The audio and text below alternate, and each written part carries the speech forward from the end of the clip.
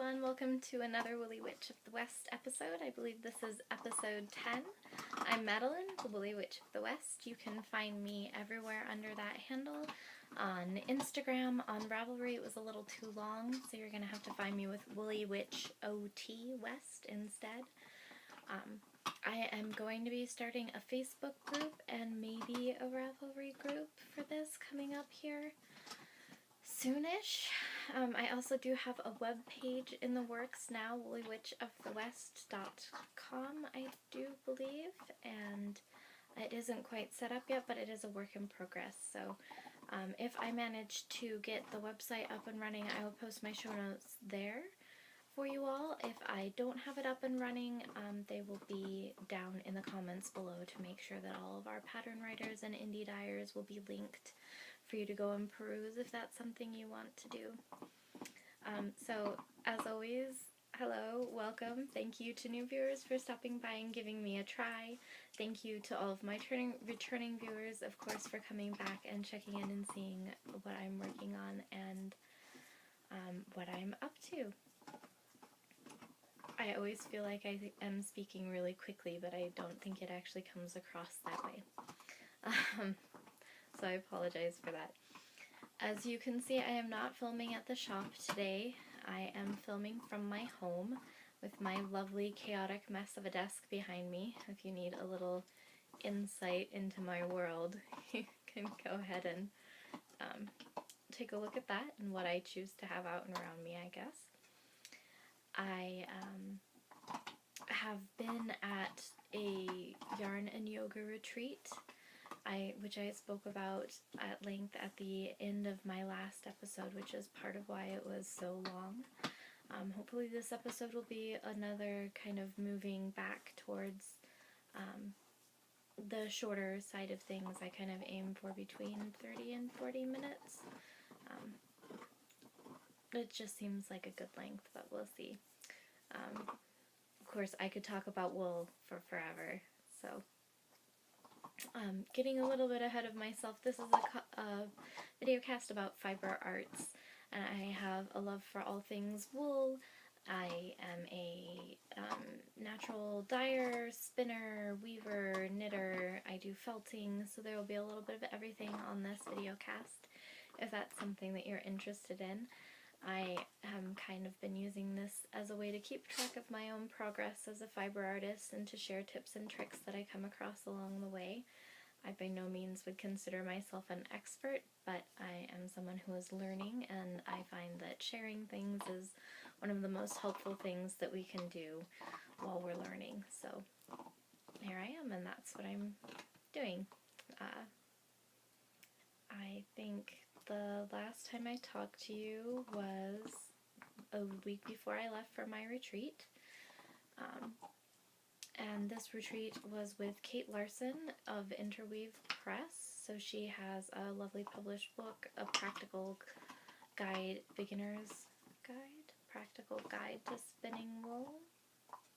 I talked about it in the last episode, and I do actually have copies of the book at the yarn shop, so I have that in the show to look at that. And this retreat that I went on was yarn and yoga, and it was at Boulder Hotsprings, Montana, which is one of my most favorite places in the state. It's a wonderful old hotel that was built in the 1890s, and they have hot and cold plunges and wonderful food and beautiful architecture and old antique furniture, and it's just one of the coziest places I think I've ever been. And it's a place I used to go a lot with my mom, so it was really special. My mom sent me on this retreat, and I was thinking of her the whole time I was there. And it was a really nice, kind of calm, wonderful, restorative, yet exciting and full of new information kind of immersive break for me. So I would get up at 7 in the morning and go to the hot springs and eat wonderful good food, and then do yoga, and then do yarn, and then break for lunch, and then do yarn, and then do yoga, and then do dinner. All with a wonderful small group of ladies. There were 17 of us, and it was just really wonderful. So I have a bunch of stuff from that to share with you, as well as a couple finished spins, and some things that are in progress. I don't have an awful lot on the needles right now, so that will hopefully help me keep this a little bit shorter. The lighting here is not as good in the shop, so hopefully it doesn't keep refocusing too much. So, yarn and yoga at the Hotsprings. Holy cow. First of all, Kate Larson is a badass. I will just put that right out there. I had certainly seen some of her write-ups in Spin-Off magazine, and like I said, I had her book in the shop, and I knew that she grew up ranching sheep, so she comes from a family that raises fiber animals, and she has that as a very cool background, but she's also a very expressive, interested, enthusiastic teacher. And I got to spend 3 days doing workshops with her, so that was really amazing. Pardon me, sorry. And we did color and creativity was one of the workshops that we did. There were breed studies, and there was also a fine-tune your spinning class, which was perfect and kind of built on the class that I took earlier from Randy Glick at the Montana Fiber Arts Festival, which I also talk about in previous episodes about that. So yeah, there was a lot that went on there. Should I just start with all of that? I don't have everything, everything today is behind me, so, and of course I don't want to share every single thing about her workshops with you, because of course they're workshops, and if you have a chance, you should go and take workshops from Kate Larson. I certainly can't cover everything that she taught us in 3 days anyways, so that's not really a worry, but I can show you kind of some things. So I have a bunch of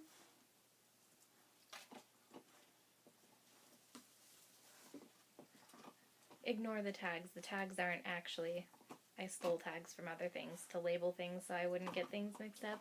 But I have, oh goodness. So I'm just going to blow it all out. Focus. A bunch of tiny little mini skeins. Oh my gosh, they're so cute. So we spun up lots and lots of little samples. And I won't unfurl all of them for you, but so the ones that I labeled, I stole my yarn tags from my polka dot sheep yarn. So this is not polka dot sheep. This was spun by me. But just so I could write on them and make sure that I would know the breed and be able to feel the real differences between all of them. So this, like this one for example, is Chariot, which is kind of coarser and kind of between a medium length and a down breed that we spun. And this one is Polworth. And I just did all of these little samples to play. Oh gosh, it's just gonna, don't focus on me. Look at my yarn. But look at the yarn.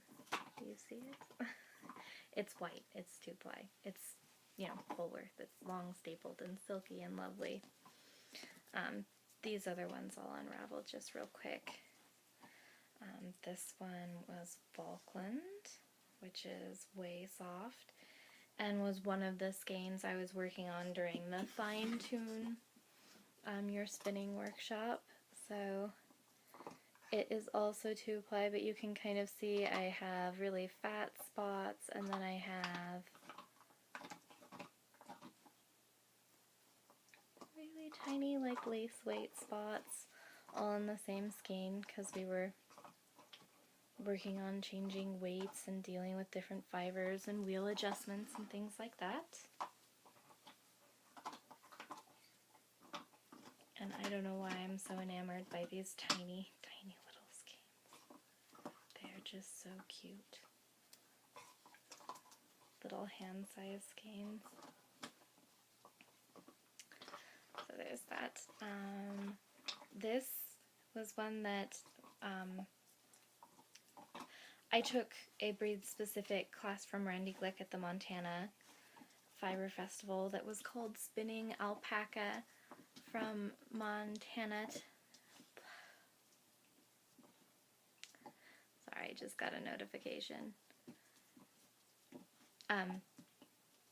Spinning Montana from alpaca to yak. So all Montana sourced fibers, and it was a breed-specific study class.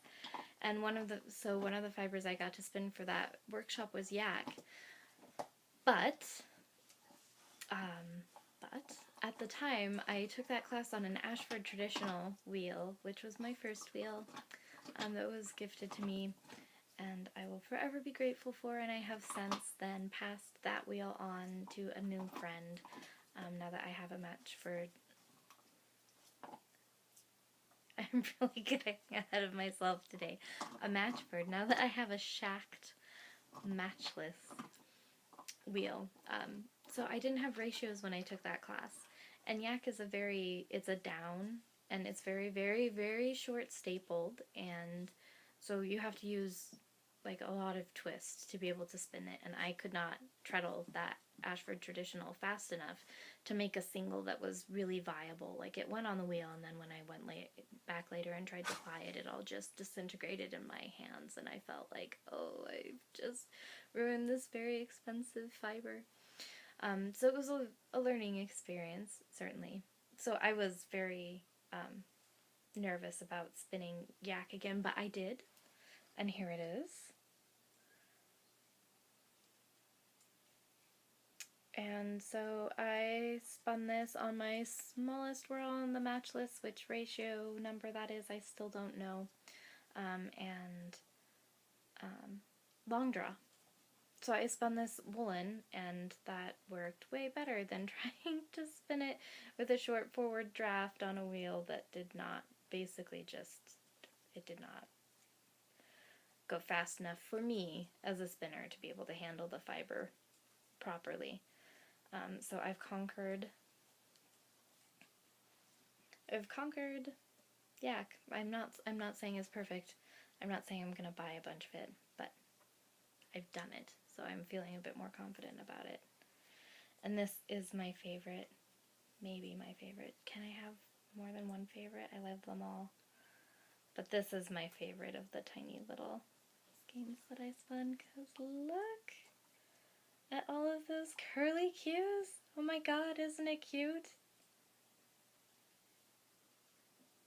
So this is border luster. Those are beautiful border luster locks that I just spun this whole skein from the lock. It isn't core spun. But oh my gosh, it's the cutest, even more cute than the skein of yarn was listening to Kate talk about border luster sheep in her workshops, since they are some of the sheep that she raises. So this is from one of her sheep, and we got to hear stories about the sheep and what they're like and their temperament versus the temperament of other kinds of sheep. And it's just, oh my gosh, it's so cute. These tiny little curls. Like, I've tail spun locks before, but they were, I don't actually know the breed of sheep that those locks were from. My dog is unhappy. So why don't I'm gonna pause it here and take care of the old dog. I'll be back. Hey, baby. A baby. Hey, you. That's my chair. That's my chair. I'm gonna sit there. I see you're very impressed. Hey, you. That's my chair. Go on. Come on. Okay, closer now. Slightly different angle. I'm back. The dog is happy. The dog has been fed. I picked up the spouse creature from work. If you hear munching and crunching, that would be the both of them having dinner in the background. So, hopefully, that'll be alright. In any case, I was talking about my little samples, and I brought one more over for you to see, mostly just because I'm excited about it, which is this loveliness. Can you see the halo on it? The camera's over here. Don't look at me. Ooh. This is exciting because it's cashmere. I believe it is a blend, merino and cashmere, and I spun, while some people were spinning tiny samples and pulling them during the workshop, I diligently decided that I really wanted to keep all of it together as one piece, thank you very much, and I spun and spun and spun as fast as I possibly could to get a sample that was all one piece. And I folded it at home after I got back. But so it's got this lovely halo, and they're singles, and they're fold, and the dye is lovely, and I just feel fancy because I spun cashmere mostly. Is what that's about. And apparently when spinning fibers that are different lengths like this, because the cashmere is short and the merino is a little longer, it makes for a really interesting fold single, which is what Kate recommended to do with it, and most of the shorter fibers fuzz a little bit to the outside, so it gives you this lovely halo. And I have more of this to spin, so I have no idea what my finished yardage is going to be from either of the two little colors of samples that I have of this, but I'll see if I can maybe make a little thing with it, even if it's just a little square sample of this is how this particular thing knits up as fold singles. So that's exciting.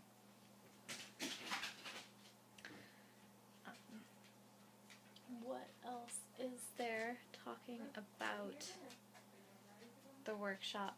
I also have in here a very ornery cat who really wants my chair. So he may make an appearance in the middle of this. I've already taken video to try and shame him on the internet for it, but we all know he doesn't care. So, moving right along. Another thing, all of the pieces of this in one spot, that was really fun for her color workshop was that she made a lovely color wheel, all of wool, that was gorgeous, and if you want to see photos of that, you should go to my Instagram, because I couldn't resist taking photos of it. But she had us spin our own embroidery thread for doing needlepoint. How cool is that? So these are my little sample spun embroidery yarns that are leftovers, because as part of the class she brings a little stamp and she brings lovely bits of linen and embroidery hoops and has you embroider your own color wheel. Isn't that cute? I feel like such a nerd every time I look at this, because I've done the art school thing, right?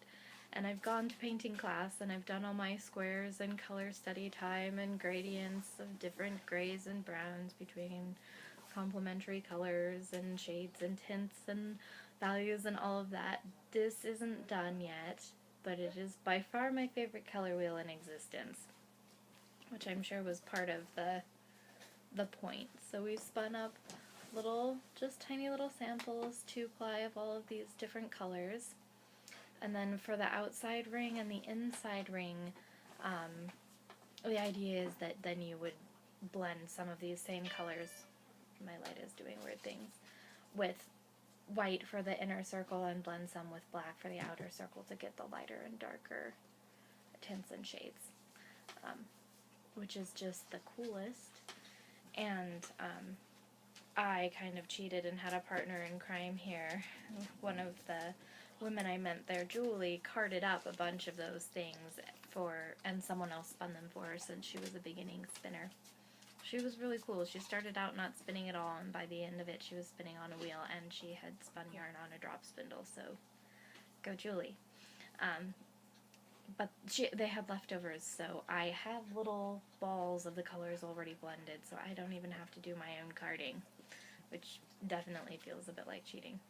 But when I'm done with this, I'm definitely going to stretch. I think my linen isn't quite even, or maybe the stamp didn't get stamped quite even, but I'm going to get another little hoop or something and frame this up and either keep it in the shop or keep it here somewhere, just because it's cool. Sorry, my dog is also. You can see just the top of her head. There are ears.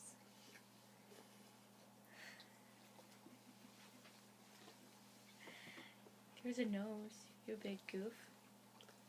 Sorry, after dinner time everybody wants snuggles. The cats, the dog, my spouse creature. So, you're competing for everybody's attention. They all want love, and I'm just talking about yarn. Isn't that the way of it? It is. Sorry about that. I am gonna keep talking about yarn.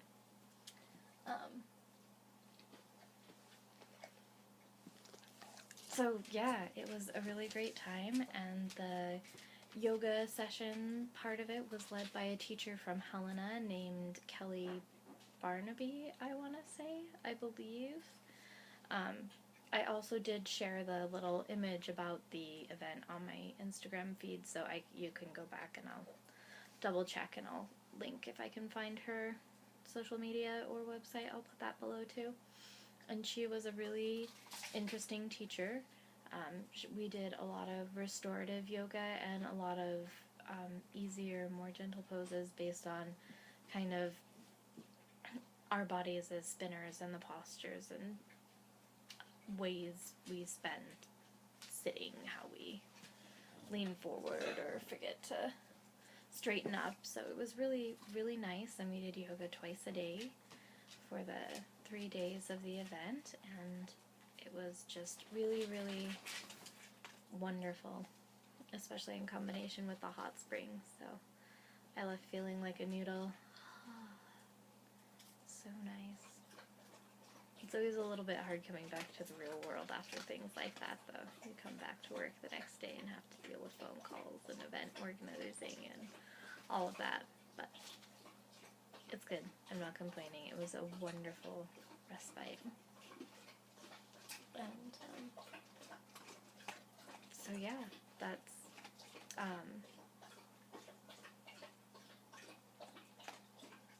my basic overview of the weekend. It was really wonderful. I made a bunch of new friends. I admitted to them all that I was filming this video cast, so hopefully some of them will watch it, and I will get some feedback and see how they feel about that. Normally I'm not filming at my home. Normally I'm filming at the shop where there's a bit better light and a slightly less chaotic backdrop, but this will have to do. I just wanted to get all of that out while it was still fresh, more or less. So, right. So on with the rest of everything. I do not have any finished knits to share with you at all. Not even a little bit. I do have some finished spinning though. Sorry, growly dogs. So, I will start with the biggest one, which is this giant bit of linen that's as big as my face. As big as my face. It's a lot. So this was my Spinzilla project, was spinning this linen. I actually had a backup project lined out because I was very ambitious and thought that I would get to spin more than this, but I did not. So this is 600 yards, almost exactly, of linen. So I rounded that all up, and it's 2-ply, if that will focus. It's, hey, guys, be good.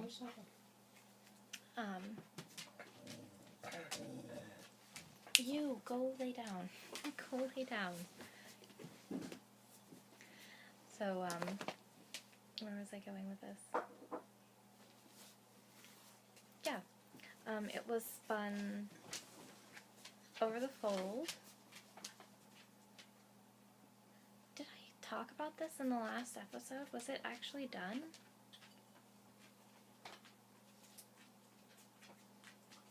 I don't actually know, so hopefully I didn't, because I'm talking about it again, because I'm really proud of myself. I still haven't boiled it, or beaten it on a rock, like you're supposed to, down in the river, right? In skirts, tied up to your knees. Yeah. I'm pretty sure I did talk about this last time. I'm sorry, you guys. I did. I definitely did. Okay. Well, this was my Spinzilla spin. I had one bobbin done when I started Spinzilla. I finished the second bobbin during Spinzilla and plied it all. And that is literally the only spinning I got done that entire week, even though I kind of focused on it. So, my total yardage for Spinzilla was 1,200 yards. If I count the one bobbin that I spun as singles and then the 600 yards of plying I did. So that's it. But there it is again. Sorry, I'm still talking about this. I will show it to you again after I've actually boiled it, maybe dyed it, and then beaten it on some rocks or, you know,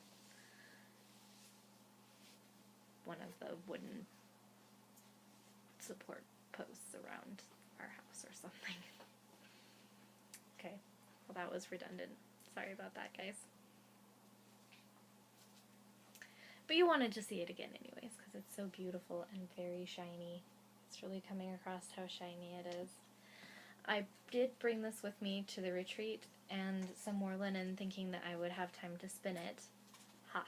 There was way more than enough of everything to do. I came home with homework, and that is just the coolest. It makes me so happy.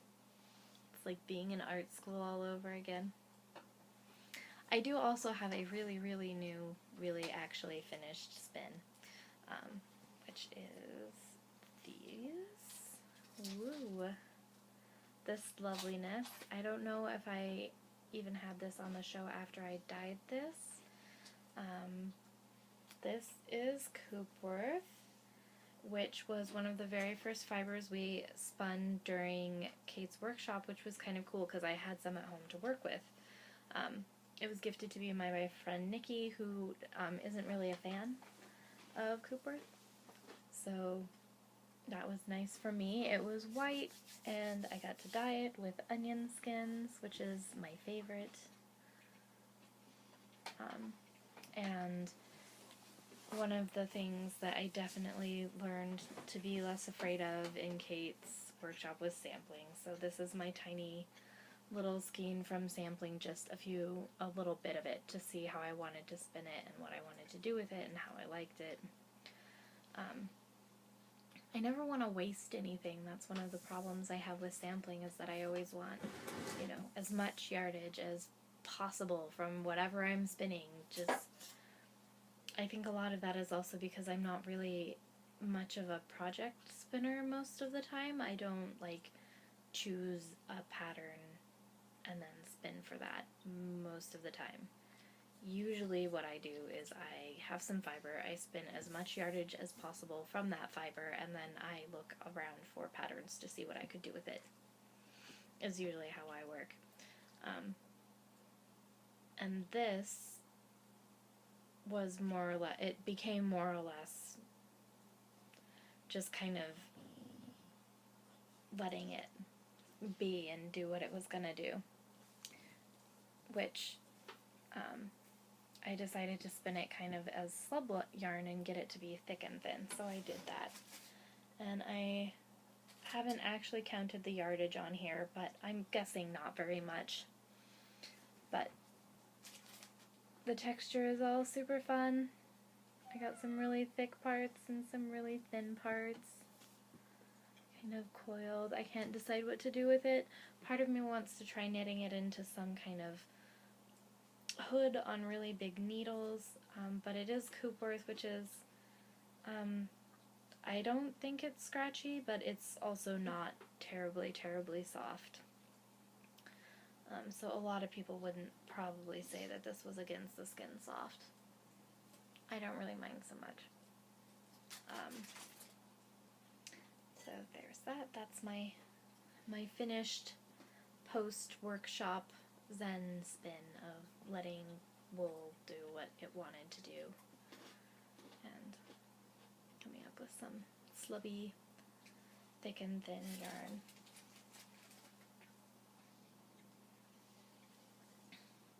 That's it. That's the only finished thing I have. I do have some knitting to talk about, so knitting people, don't despair. It's not all just yarn spinning, although a lot of it is yarn spinning. And I have more yarn spinning to talk about here in just a minute.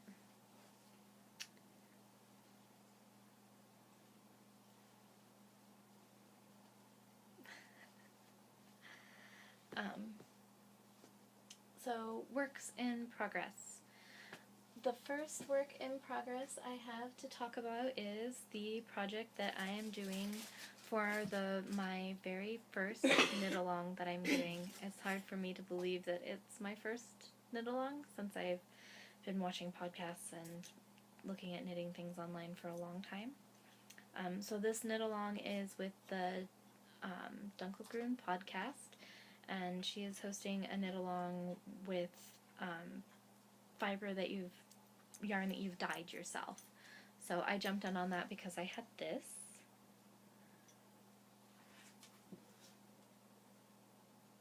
Which I call my pine tree yarn.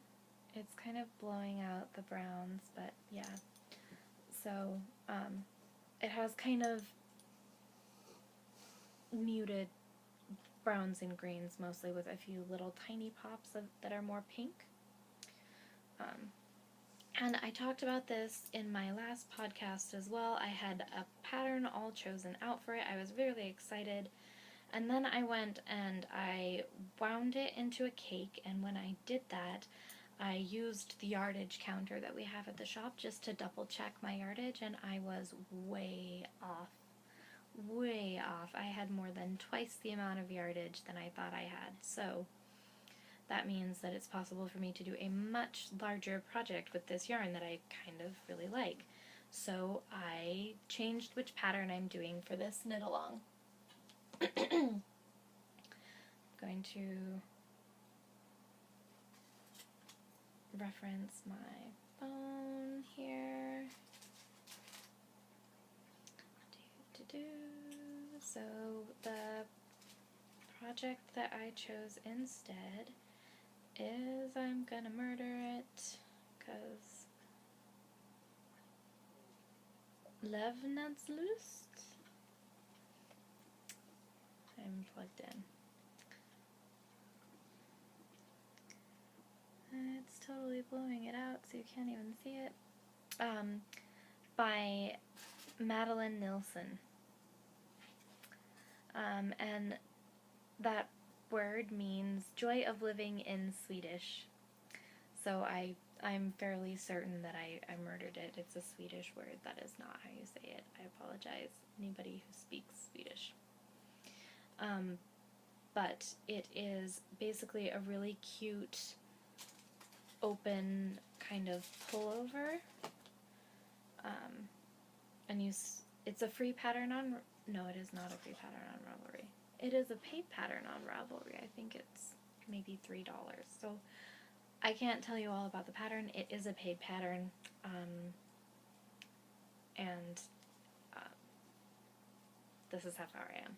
There you go, we'll start with that. So I've just joined the arms. You can use this either in the back or the front, and it stays open there. And it's short sleeved, so the sleeves openings are done. And it's done in garter stitch, so it's really quite squishy and quite stretchy. And I am knitting this for the spouse creature, who happens to be green-eyed. So I think this will look really wonderful on them. I'm trying to find if there's a spot. It is a bit more pinkish in some spots. It's not really coming across. But. So this was totally experimental Easter egg neon dye color experiments. And it came out nothing like I was envisioning, but I still really like the result. And I am doing this as part of that knit along, which started on the 1st of this month, and I don't actually recall when it ends, so I should look that up and make sure that I'm on top of it. I think it doesn't end until maybe even December, so I have time, and it's garter stitch and squishy and enjoyable, and I am knitting on size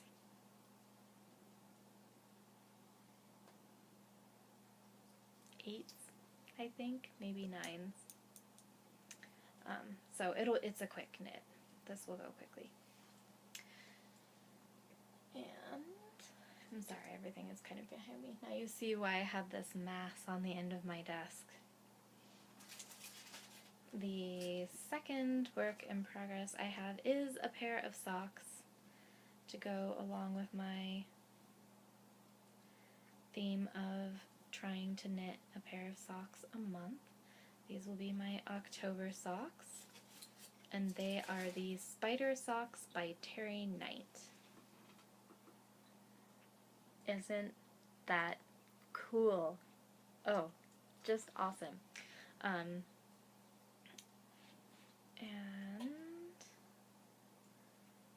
just checking.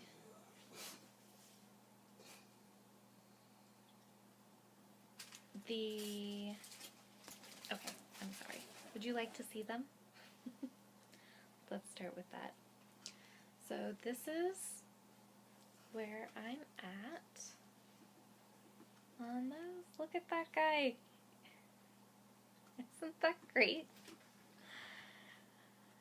And the back has these lovely little faux cables, which is neat. And I'm just so happy. That just makes me really happy. I feel like the yarn is perfect. The shade of the gray is perfect. We did have the recommended yarn for this pattern in the shop, which is Trekking XXL. And this is one of their tweeds. I don't have the color number. I do have the band somewhere, so is that it? No, nice try. So I can look up what exact color this lovely light gray is with, it's got black and white and blue speckles in the tweed. So there you go. Those are my October socks, and they are looking pretty good. It's kind of an addicting knit watching the spider emerge. And I am knitting these on US 1s, which is, it says on here, 2 point, I believe it's 2.5 millimeters. Yes.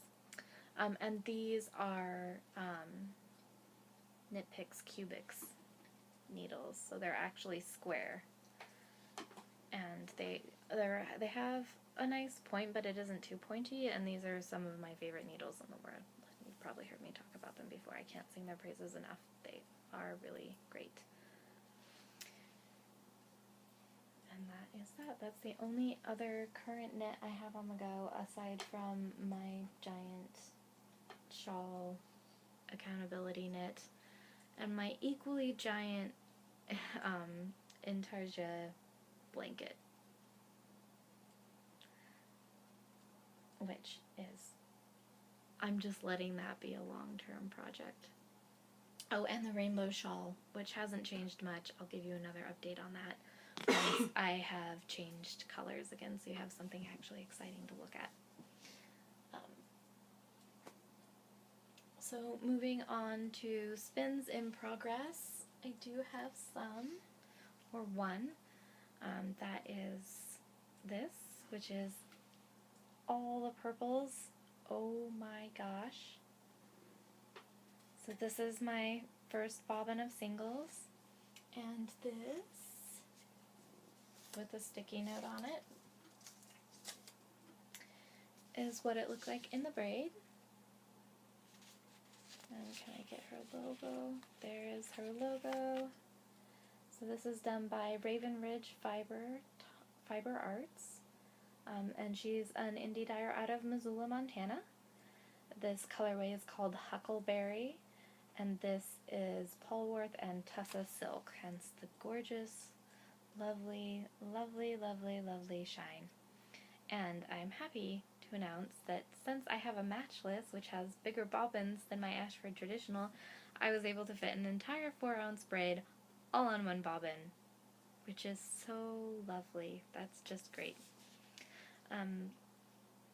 So, as you can see, I have another braid of this, which I'm going to spin to another bobbin, and then I am going to do a 2-ply and see how much yardage I end up with before I decide which thing I'm going to knit for myself with it, because it's purple. And because I specifically bought this for myself a few months ago, at the same time that I bought some Cormo that was hand painted in a peacock colorway that I spun up for the spoused creature and already knit them a shawl with, so I'm excited about this. And it's going to be an easy spin. It's just, yeah, Polwarth and Tussa Silk. It's so lovely.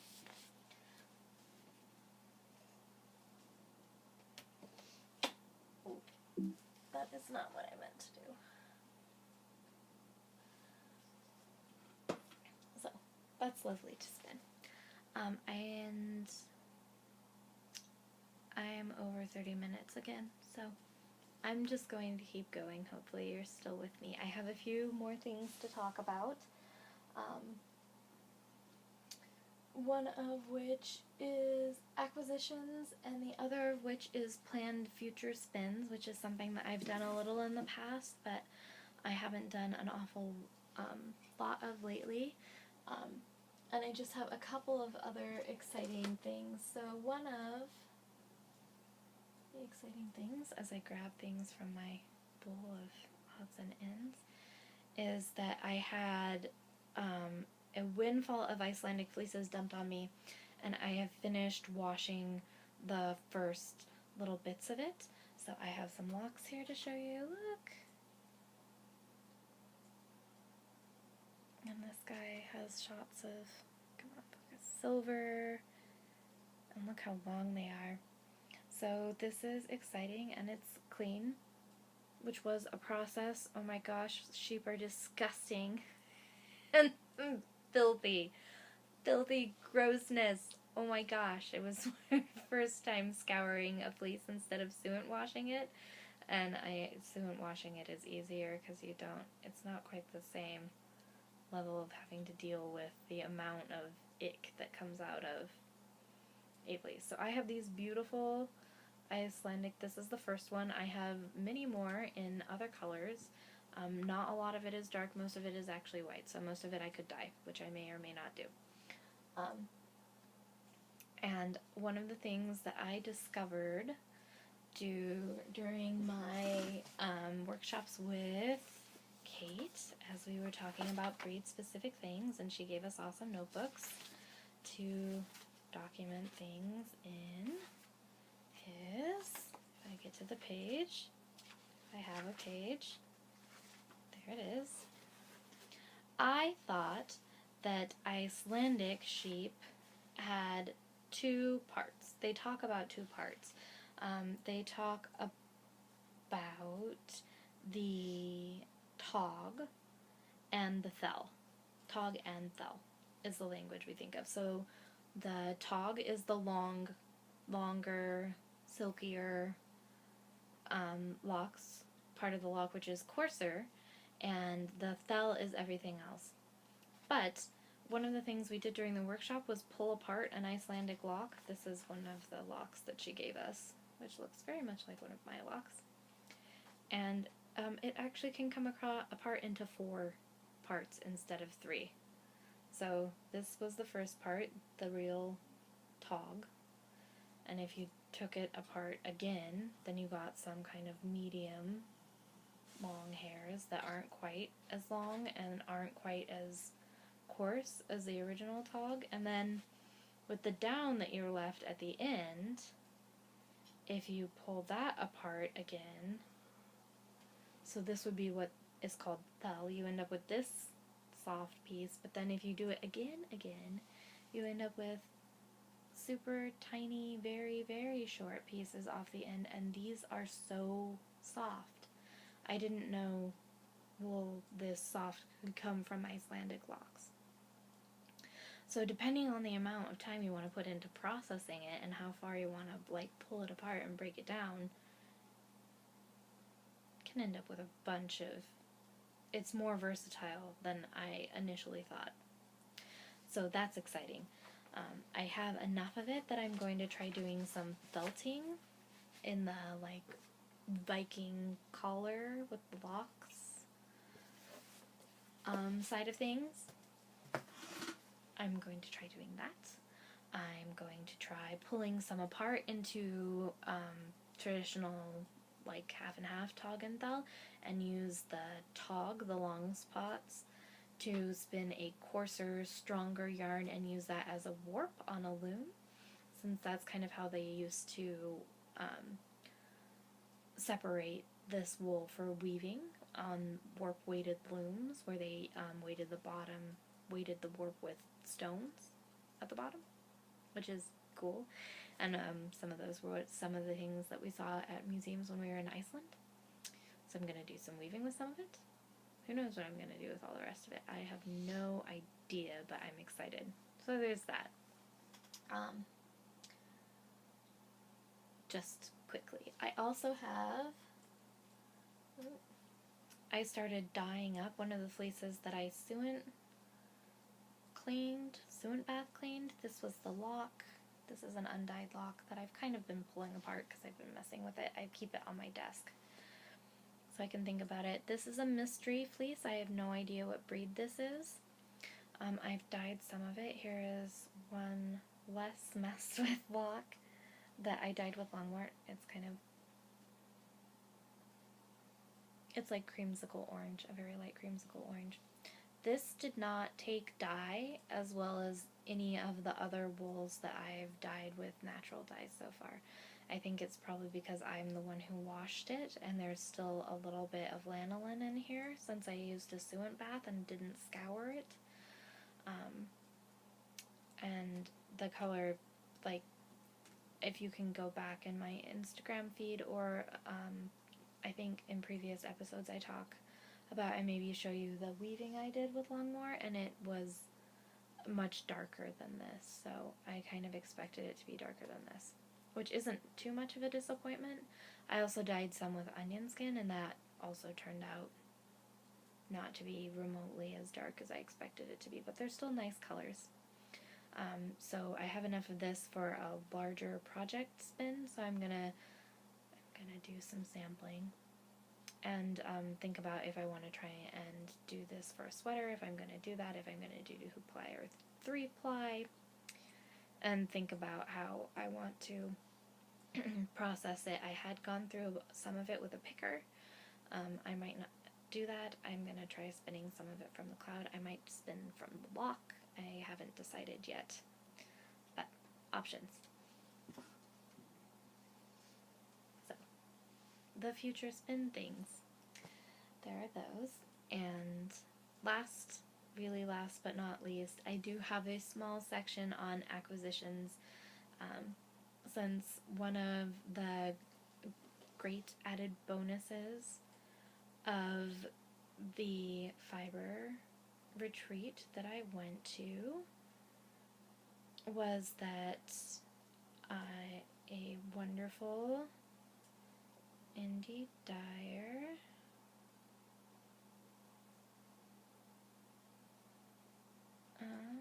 think. She was really cool, and it was super fun to get down and sit down and talk with her. And she makes beautiful things, and yes, I bought some of them. So, I ended up with some really squishy sock yarn. Oh, here it is. Tracy. I'm so sorry. Not Tracy. Not Trisha. Tracy. Tracy Schuch. Schuh is the name of the wonderful woman who dyed this. So here is some sock yarn. Ooh, jewel tones. Oh my gosh, it's going to be great. And there is her logo. Wagon Wheel Gap.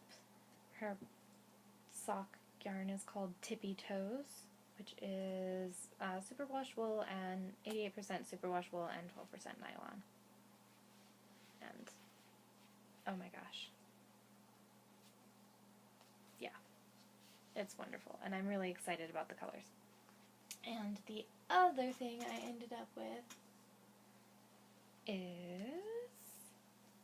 a giant braid of Polworth merino from her.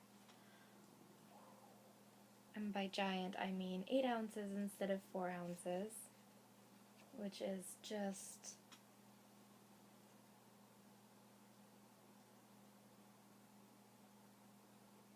really, really great colors. The colorway is called Jill's Rock. It doesn't remind me of a rock or stone, although I could see that it reminds me more of like a koi pond with fish in it.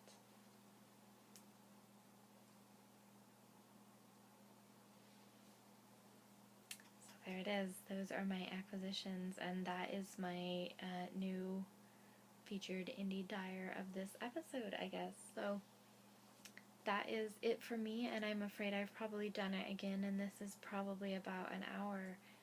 Even though I was trying to keep it shorter, I didn't even have that many projects to talk to you guys about today. So I will look at this, and I will decide if I'm going to keep this as my episode, or if I'm going to try refilming tomorrow and see if I can keep it shorter.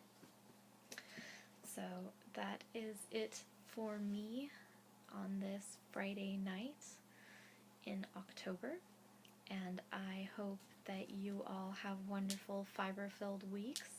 Once again, thank you to everyone who stopped by to spend some time with me and see what I'm doing in the realm of fiber arts. I really appreciate you. If you want to subscribe to this channel, give me a like below, leave any comments that you have for me, that would be great, and I'm always open to feedback and love hearing from you. If you want to contact me, you can find me on Instagram, Ravelry, and Facebook, WoolyWitchotWest. All of that contact information will be listed below. And last but certainly not least, thank you very much to all of my Patreon subscribers who follow me on our Patreon page for Fox and Spider Arts, which is the art collective between me and my spouse creature. Thank you so much for supporting directly us as artists and inspiring us to do all the things that we do. So, there you have it. Have a good night. Bye. Hello everyone. Welcome back to another Woolly Witch of the West. Blah.